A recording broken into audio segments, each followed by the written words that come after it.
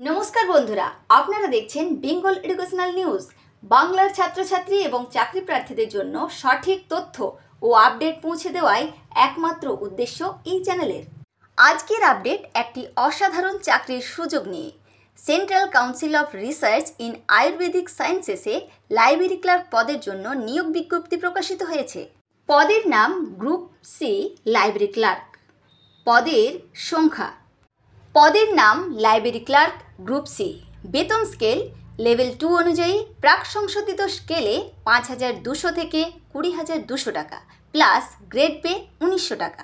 চাকরির ধরন কেন্দ্রীয় সরকারি স্থায়ী চাকরি। বয়সসীমা আবেদনের শেষ তারিখ অনুযায়ী সর্বোচ্চ বয়স 27 বছর। শিক্ষাগত যোগ্যতা 10+2 সায়েন্স স্ট্রিমে পাস। স্বীকৃত প্রতিষ্ঠানের লাইব্রেরি সায়েন্সে সার্টিফিকেট কোর্স। স্বীকৃত ইনস্টিটিউট অথবা হাসপাতাল অথবা ল্যাবে 1 বছরের কাজের অভিজ্ঞতা থাকতে হবে। রিটেন এক্সাম সিলেবাস মোট নম্বর 100। 10+2 বিজ্ঞান এবং লাইব্রেরি সায়েন্স বিষয়ে প্রশ্ন থাকছে 70 নম্বরের।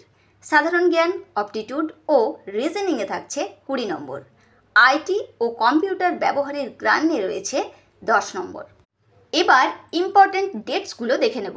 অনলাইন আবেদন শুরু 1 আগস্ট 2025 সকাল 10টা থেকে।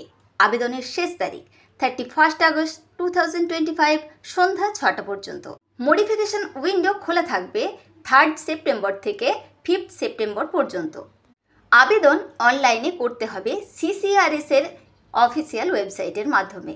আবেদনপত্র জমা দেওয়া আবেদন অনলাইনে করতে হবে CCRS এর অফিসিয়াল ওয়েবসাইটের মাধ্যমে। আবেদনপত্র জমা দেওয়ার সময় সব ডকুমেন্ট স্ক্যান করে প্রস্তুত রাখতে হবে।